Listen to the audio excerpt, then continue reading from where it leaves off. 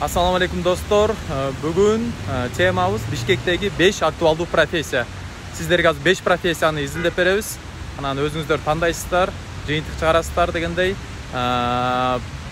Кандай жакшы жактары бар, жаман жактары бар, канча акча табышат, кандай минустары, плюстары бар. Ошол тууралуу азыр 5 профессияны сиздерге изилдеп беребиз. Кайсылар? Биринчиси такси, экинчиси швея, үчүнчүсү реализатор, сатуучу. Базарларда мисалы үчүн төртүнчүсү жанагындай суу сундук сатуучу, шоро жана квас деген сыяктуучу. Бешинчиси болсо телефон алып сатуу, жана посредниктер бар го 5 сарыдагы. Бешөөнү изилдейбиз. Канча акча табышат, плюстарын, минустарын биз менен болуңуздар. Биринчиси таксиден баштайбыз.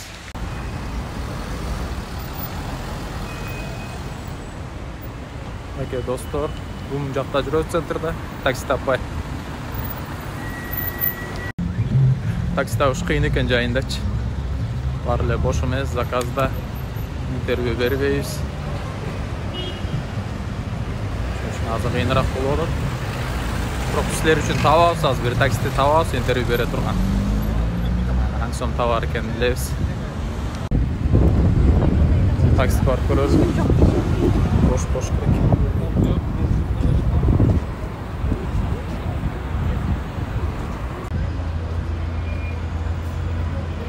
Такси жок достор, өзүңөр көрүп аткандай. Такси болсо эле буюрса интервью алабыз. Таксиде кетип баратабыз. Мадина базарга. Экинчи профессия швея, биринчи профессия такси. Жанагы айткандай эле. Окей. Байкебиз менен кетип баратабыз. Кандайсыз байке? Ассаламу алейкум, жакшы. Постоянно эле таксидесизби негизи? Постоянно таксиде кетип жүрөм. Пока таксиде. Бизде ошол байке тема рубрикабыздын темасы 5 Бишкектеги 5 актуалдуу профессия да. Биринчи эле ошо бисмилла дегенде эле таксиден баштайлы дедик да. Действительно такси актуальный го биздечи. Анан ошо такси жөнүндө айтып берсеңиз, бул арендадабы же өзүңүздүн машинабы? Өзүмдүкү. Өзүңүздүн. Мисалы эртең менен чыгып, кечке чейин иштегенде, мисалы үчүн анча 7де ашпай атат туурабы? Эртең менен 7де чыгам. Аха. Кечинде 7-8де үйгө келем да. 7-8де үйгө келесиз. Почти 12 саат жумуш. 12 саат. Ортодо обед бар. Обед кылабыз. Эс аласыз. Ошондо таксиде кетиш тоже жеңил эмес, оор. Оор, Күнүнүсү, кыскача айтканда чёрный рабочий да. Аябай чарчайсың. Ошондо мына орто эсеп менен 12 саатта канча сом тапса болот? 12 саатта мен чистый 1200 сом булам бензинден чыгарып. Таза бул, Таза. Бензинден, обед эмеден сырткары. Бензинден чыгарып. Кечке чейин жүрөсүң, 12 саат, даже 14 саат болуп кетет. Болбой калса 10га чейин иштейик дейсиң. 1200 сом, 1200 сом. Чын айткандачы. Аха. Өзүм Яндекс таксиде иштейм, Яндекс 20% алат да. Кымбат алат да, например, 500 сомго мен алсаң бир 70-80 сом удержание болот да, аэропортко чыксаң. Комиссия мисалы ошончо алып коет, Бирок бир чети алар жумуш тапыр, клиент тапыр атат ошон үчүн дегендей да, комиссиясы. Клиент тапыр атат, ар кандай да 2 километрден 1 километр 800 метрден 2,5 километрден алып берет да. Бизге выгодно болбой калат да. Ошончо барыш керек, Ошончо барыш керек. Ушул жумуштагы жакшы, жаман жактары болот эмеспи ар бир жумушта элечи? Плюс минусу дегендейчи. Таксиде ушу плюс деп эмнени айта аласыз, жана минус деп эмнени айта аласыз? Таксиде час пик башталганда пробка 3 кийин пробка башталат, 2де башталат, 2ден саат 7ге чейин пробка. Сиздин оюңуз боюнча минус ошол да, пробка, Пробка. Плюс болсо менин оюмча эме го дейм, Өзүңүздөргө өзүңүз дегендей, Эч ким эчтеке дебейт, калаана чыгасыз, калаана кирип кетесиз, Бизде свободный график да. Аха. Калагандай чыгасың, каласаң бүгүн эсеп алып эртеңде чыга бересиң. Мисалы үчүн арендада жүрүшпөйбү? Көбүнчө жаш балдарчы 700-800 сом төлөпчү. ошолор актайбы ошондо? Мисалы сиз күнүнө 12-14 саат иштеп 1200 сом таап атсаңыз. Алардыкы эми эртең менен түнү менен деле иштей берет, алар жаштар. Табат алар эми. Арендасын жабайын деп 3000 көтөрөт го. Көп иштеш керек турбайбы аларга, Көп иштеш керек. Сач мен азыр бир аз изилдеп көрсөм, аренда 700-800 сом экен интернеттечи. Залогу 10 миңден 15 миңге сомго чейин экен. Ошону көп эле алышат экен. Азыр тим эле жок экен даже машиначы. Машина жок. Ошо значит актаган үчүн алар деле алып иштеп атат да. Что? Жаштар основной молодежь алып иштешет. Ошо түндө да иштешет. По возрасту болгондо кадырда чарчап каласың. Окей, достор, Мадинага келдик.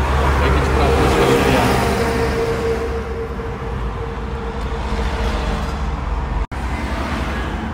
Бага турасыз, клиент күтөбүз. Такси такой отурасың. Негизи өзүңүз жогорку билимиңиз? 2 высшее образование. 2 высшее образование. Ал боюнча иштебейсиз? Азыр отпускада жүрөм. Негизи отпускадасыз ба? Дальше алкоголом багыш керек. Үйдө эле жатып берген тоже болбойт да. Мен гос жумушта иштесем да чыгып алып иштейм да. 12-ге чейин. Например, 5-те жумуш бүтөт, 5тен 12-ге чейин таксовать этем. Суббота, воскресенье, выходной тоже таксовать этем. Чистый минут менен жашап атабыз. Адал эмгек менен, Машалла, эңиңиз ошол алар. Тынчтык болсо болду дейм. Эл тынч болсо. Биздин ошол көрөрмандарга ошо 5 актуалдуу профессия болуп койчу, темасычы. Ошо жаңы таксовать этем, аренда калып таксовать этет элеме, же болсо машинам бар, ошо менен таксовать этет элем дегендерге кандай кеңештерди берип кое аласыз? Эми кеңеш желанияңыз болсо аракет кылып иштей берсе болот. Анан коркуп отурса болбойт да.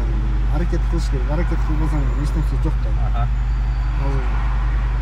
Мен оюм да. Ошо. Эреже жакшы билиш керек, Эрежени билиш керек. Жеки жаш балдар эреже билбей эле алышат экен, Эми көтөгө таксиге отуруп калам, айдагандарын көрсөң тим эле жүрөгүм чат да. Малар жаштар дейм. Каны кайнап турат да.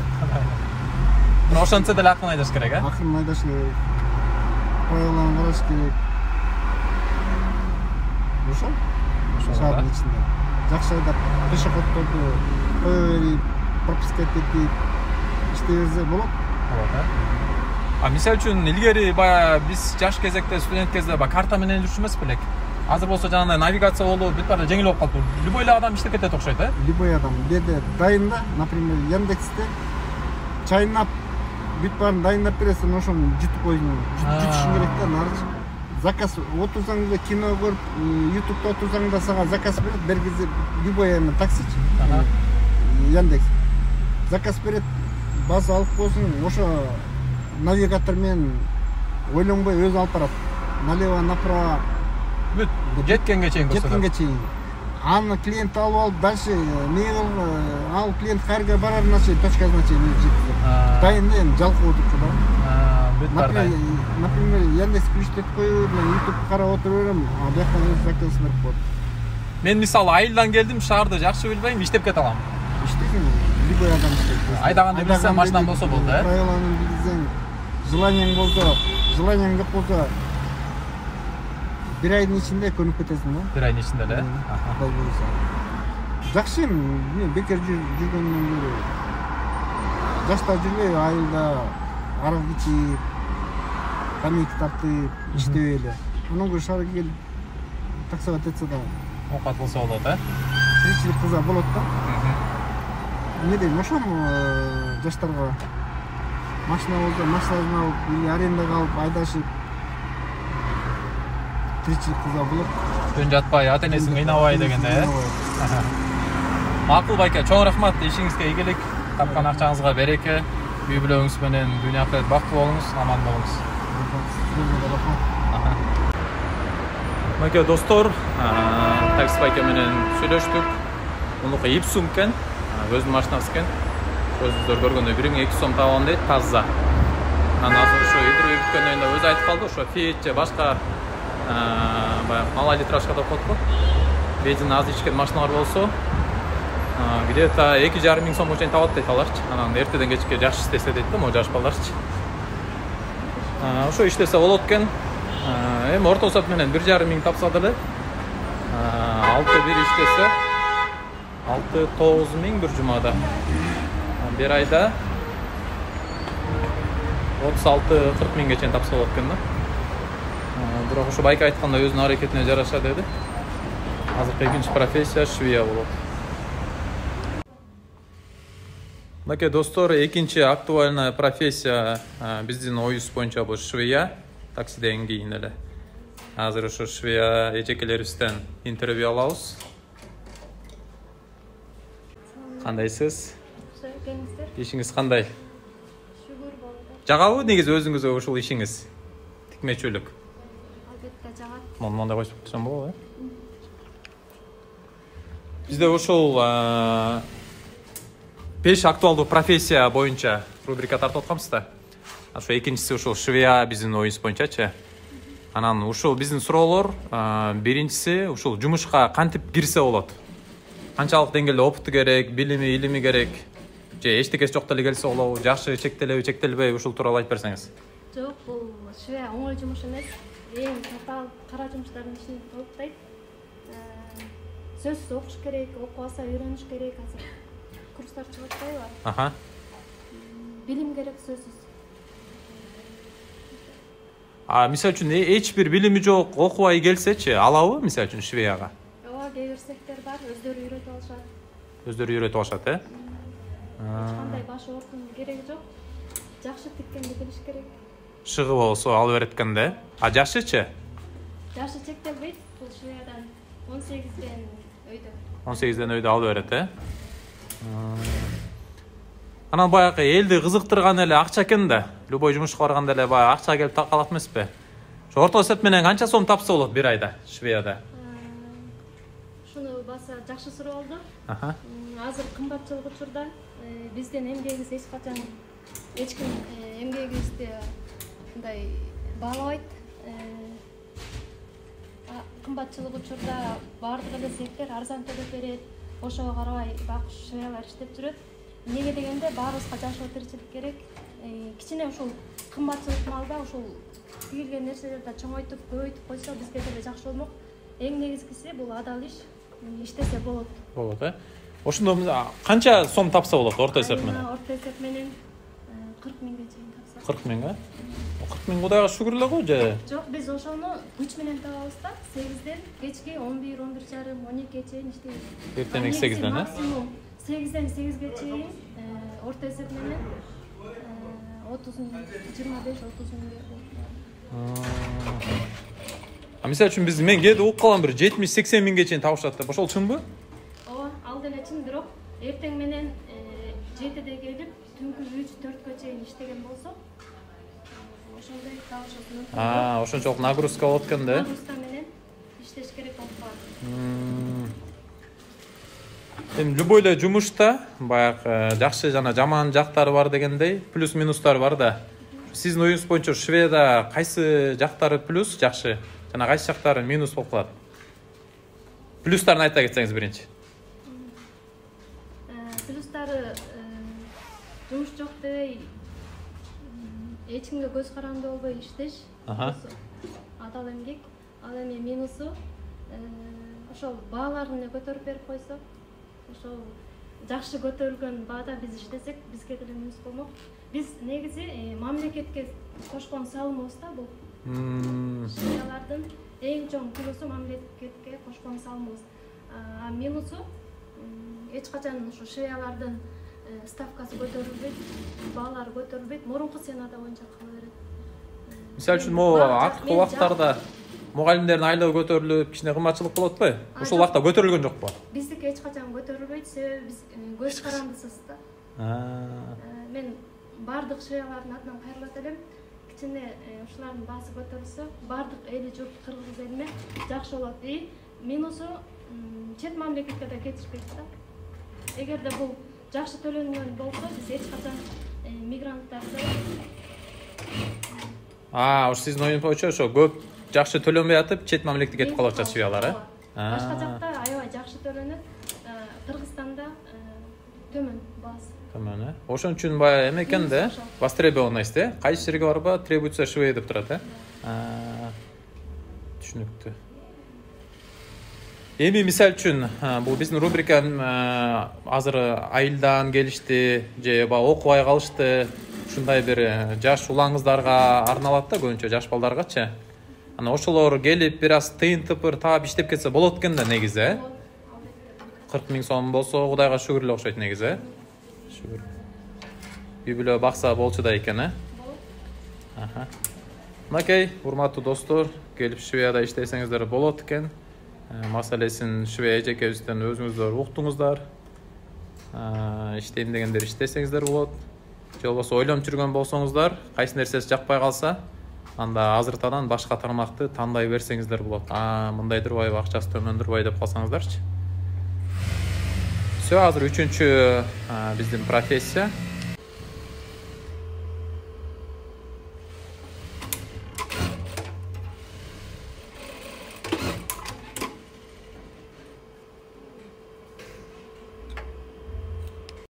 Үчүнчү биздин профессия азыр шоро сатуучу эжекелерибиз менен барып сүйлөшүп интервью алабыз. Мынакей достор, шоро саткан эже. Саламатсызбы эже? Кандай иштейсиз, денсаулыктарыңыз жакшыбы? Бизге аралаш куюп берип коесузбу кичинекей 02? Биз ушу Бишкектеги актуалдуу 5 профессия тууралуу рубрика тартып жүргөнбүз да. Ушул тууралуу сизден интервью алсак болобу? Болот, макул, рахмат. Азыр мондай кое туруңуз. Могу микрофонду кармап алыңыз. Кандай соодаңыз жакшы болуп атабы? Соода жакшы болуп атат. Жакшы. Эми жакыныраак кармап алсаңыз болот. Соода жакшы болуп атат. Бунус погода болот. Жакшы эле кодагы сезон, Кудайга шүгүр. Бизде эми бул кызыктырган, көрүүчүлөрдү кызыктырган суроо ошо эң биринчи эле акчасы болуш керек эми. Чындап келгендечи, любой профессиянын акчасына келип такалат эмеспи? Ана ушу шоро саткан эжекелер мына айына орто эсеп менен средний деп коет го, канча сом тапсаңыздар болот бир айда? Орто менен 20дан ашып калат. Эгер биздин сатканыбызга продажага жараша болот. Эгер көбүрөөк сатсак, жакшы айлык алабыз. Эгер азыраак болсо, азыраак. Көбүрөөк мисалы үчүн канчага чейин барат? Сатканыбызга жараша 100 литрден ашса көп болот, 50 000, 40 000.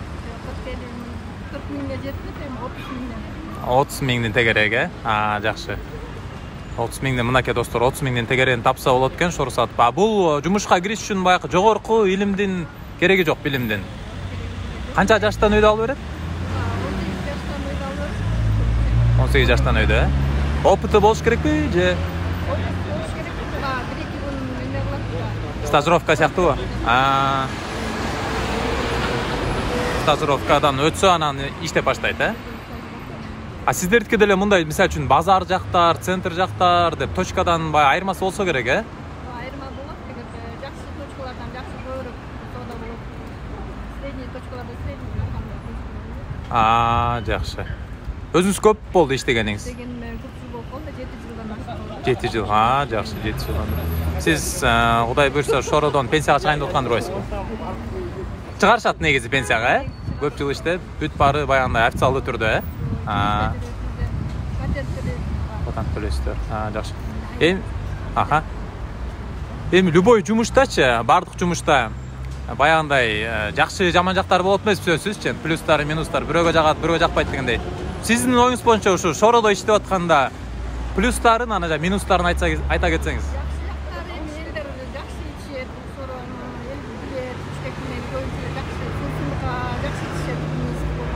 Ал эми минус жактар боюнча мындай суук жамгырлар болуп калат, ошол жактарда ысык, аябай күндүн ысыгында кыйналып калат.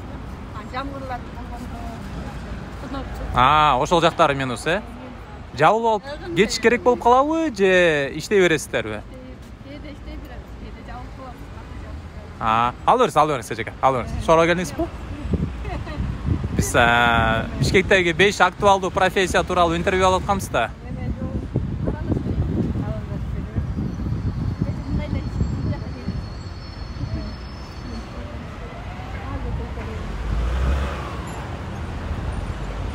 Мынакей достор. Шоро, чалап, квас. İştesеңіздер болчу да экен. 20 миңден 30 миңге чейин чыгат экен айлыгы. Плюстары, минустары бар экен. Нече жанакы, мисалы үчүн бул сезонный да жумуш, э? 6 айда иштейбиз да. 6 ай, э? Баштан баштап сентябрь аягына чейин. Акшында эмне кыласыздар ошондо? Башка графирлерге кетебиз. Башка жумуштара. Сезон качан башталат, мисалы үчүн? Марттын аягынан баштап. Марттын аягында. Погода жылуу болсо, эртеле баштап кетет. Эгер суук болсо, апрель. Ошого чейин күтүп, башка жумуштарда иштеп, анан мартта бияка келмей экен да. Жакшы. Макул эжеке, чоң рахмат, соодаңыз болсун. Ишиңизге ийгилик, берекесин берсин. Эң негизгиси кыргызда айтылат эмеспи, берекесин берсин деп, э? 20 миң тапсак дагы, 100 миң тапсак дагы берекесин берсе, ошол жакшы болот экен да. Макул, чоң рахмат сизге. Бир элге каалоо тилек айта кетиңиз. Насаатыңыз иштесе болобу, кандай болот? Же иштебей эле коюш керекпи? Шоро компаниясы жакшы компания. Кыргызстандын автотары үчүн буну ишет, элдин баары билет, жакшы ишет. Главное, он получает чет эл үчүн барып эмне болуп атат. Экспортко чыгып атат, э?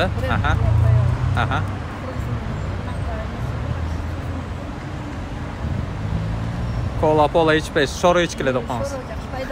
Пайдалуу да иш, э? Макул, рахмат, чоң рахмат. Мынакей достор, 4-чү профессия бул реализатор. Реализаторлор кантип иштейт, кантип орношсо болот, кантип канча акча алышат, ошол тууралуу Мадина базардабыз. Ассаламу алейкум. Кандайсыз байке, жакшысызбы? Жакшы. Биздин атыбыз Нурлан. Меники Мухтар. Мухтар, э? Мухтар.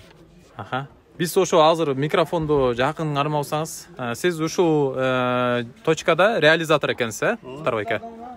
Бизде ушул азыр эме болуп атат, рубрика Бишкектеги 5 актуалдуу профессия депчи. Биздин оюбуз боюнча ушу 4-чүсү реализатор болду да.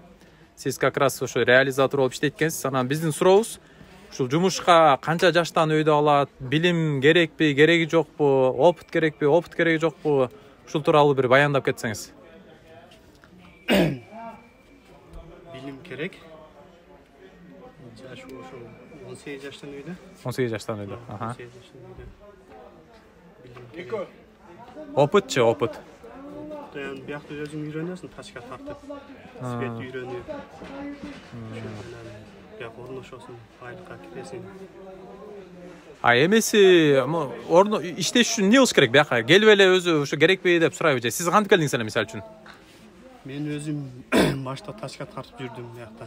Тачка сүйрөп, э? Бир жылдай тачка сүйрөп жүрүп, таанышып калдым казайым менен. Эскалатор товар алып келип таанышып анан ушул жерде орношуп калдым биякта. Ушул материалдарды сатасыз, э? Сатам. Бияк оптомбу же в розницу? Оптом. Оптом. Жалаң оптом, э? Жалаң оптом. Эмеси айлык маянасы бир айда канча тапса болот ушу реализаторлордун?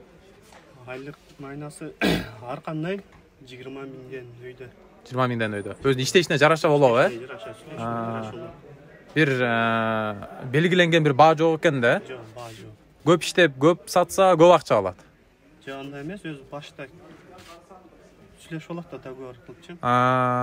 20 миң иштейсиң, 25ге үчүн. Айлык ар кандай. 20 миңден потологу канча? 50, 60, 40. Жок, 50-60 эмес, 30. 20, 30, 35, э? Мисалы үчүн, могу материалды сизге сат деди да. Мисалы үчүн, могу материалдычы. Мисалы 200 сомдон сат деди метринчи. Сиз бир 250 сомдон көрүп туруп шабаш кылып коюшуңуз мүмкүнбү? Жок, андай эмес. Андай болбойт, э? Андай болбойт. Биякта таптаза иштейсиз. Таптаза. Туура жолдо, Туура жолдо, э? Дамай жок. Жок, негиз айтам, реализатор ошентип коюшу мүмкүнбү? Жок, андай кылбайт.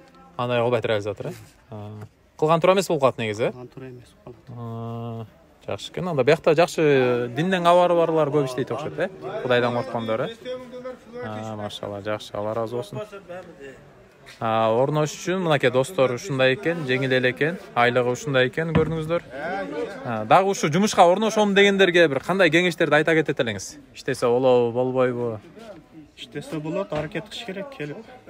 Сразу менен айлыкка кириш кыйын, бирок тачка тартыш керек да, сөзсүз. Таанышыш керек.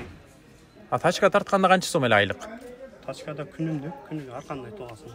500 сом, 700 сом, 1000 сом. Тачка тартканыңызга жараша, канча жүк ташыңызга жараша. Эми баягы арга жумушта эле, любой эле жумушта жакшы жамандык жактары болот экен да, плюс минустар дегендейчи. Бул жумушта мына сиз кайсы жактарын жакшы дей аласыз жана кайсы жактарын жаман дей аласыз, мына минус депчи. Жакшы жактары ошол сода болуп турса, бардыгы эле жакшы болот. Сода болбосо ошол минус жагы ошол да, сода. Сода болсо плюс, сода болсо минус. Ошол эле экен да. Убактысычы эртеден кечке чейин? Эртемен саат 10-да башталат. Кечки саат 6-га чейин. 6-га чейин. Бир жумада канча жолу эс аласыздар? Эс алмай жок. Эс алмай жок. Эс алабыз, Курбан айтта, Ораз айтта 3 күн эс алабыз. Мисалы үчүн бир жумуштар чыгып калса сурам кетсе болобу? Ооба, жумуштан чыгып калса суранып жооп берет, э? Макул Мухтарбай ака, ушул суроолор болчу. Чоң рахмат. Реализатор болуп иштесе болчу да экен да негизи, э? Иштесе болот. Акчасы жакшы эле экен буюрса, 20дан 35ке чейин болсо, берекесин берсе, жетет, э? Сиз үй бүлөлүүсүзбү? Үй бүлөгө жетип атат, багып атасыз. Жетип атат, машалла. Макул, Алла разы болсун. Чоң рахмат сизге. Маке достор, 4 профессия Кудай буйрса бүттү. Мадина базардан 4-сү. Азыр Ош базарына барабыз. Аякта ушу телефон алып саткандар канча сом менен башташ керек, канча акча табышат. Ошол тууралуу азыр сиздерге 5-чи профессия калды. Телефон алып сатуу. Негизи эле алып сатуу да 5-чиси ошондо. Мисалы керектүү машина алып сатчат, үй алып сатчат. Бирок ага көбүрөөк акча керек экен да. Азыр ушу телефон. Анан ушундай профессиябы, анан тиги бу деп ар кайсын айтпай элеңиздер. Эми биз сөзсүз эле профессия эмес, 5 актуалдуу ошо профессия, 5 жумуш мындай айтканда. Кайсысына иштесе болот, кайсысына ыңгайлуу, кайсысына канча акча табар. Ошол жөнүндө болуп атат. Биз менен болуңуздар. Достор, сиздер үчүн аракет кылып атабыз. Каналга катталып, лайк басып, комментарий жазып, башкаларга репост кылып, поделиться кылганды унутпаңыздар. Жана кийинки кайсы 5 профессияны тарталы, ошол боюнча комментарий жазып кетиңиздер. Балким силердин оюңуздар боюнча могу профессияны айтса болмок, могу профессияны чалдырса болмок деген оюңуздар болушу мүмкүн да. Ошону жаза кетиңиздер, иншалла кийинки күндөрдө Кудай буйрса чыгарабыз. Маке достор, 5-чи профессия бул телефон алып сатуу балдар жөнүндө болчу. Ош базарына келдик азыр. Мынакей балдарыбыз биякта иштеп атышат, телефон алып сатып атышат. Иш кандай жүрүп атканын азыр сиздерге көрсөтүп беребиз. Канча акча табышат, кантип алып сатыш керек жана кантип иштеш керек. Негизи шык керекпи, буга билим керек, опыт керекпи? Азыр ошонун баарын сиздерге көрсөтүп беребиз. Достор, бул жумуш билбейм, мыйзамдуубу же мыйзамсызбы, мындай жаман күмөндү жаратат экен. Неге дегенде баардыгы интервью бергенден качышты. Баардыгын тартканбыз, ар бирөөнө барып, бул ишти кандай ишти баштадыңыздар эле, канча сом табасыңар, ар бирөөнө барып интервью алалы десек, баардыгы качышты да. Качпак түгүл ошол тартып алган нерсебизди кайраga суранышты, ошол видеону удалить салыңызчы байке деп, анан көп суроолорду жаратат экен негедир. Ошон үчүн бул 5-чи профессияда менин кеңешим иштебей эле коюш керек окшойт. Буякта бир орусча айтканда здесь что-то не так дегендей бирденкелер бар окшойт. Биз максат бирөөнүн мындай кыжалат кылыш эмес, буякта баардыгы кыжалат болот экен, негедир телефонго түшпөй мен тартылбайм дейт экен да. Бул жумуш тууралуу айткысы келишкен жок, негедир 5-чи профессия ушул болчу, сиздерге жакшы эле тартып көрсөтүп берели дедик эле, бирок тилекке каршы окшошпой калды. Бул жумушту билбейм, айта албай калдык. Кыскасы, буга чейинки 4 профессияны көрүп изилдей бериңиздер. Каналга катталыңыздар, лайк басыңыздар, жана башкалар менен бөлүшүүнү унутпаңыздар.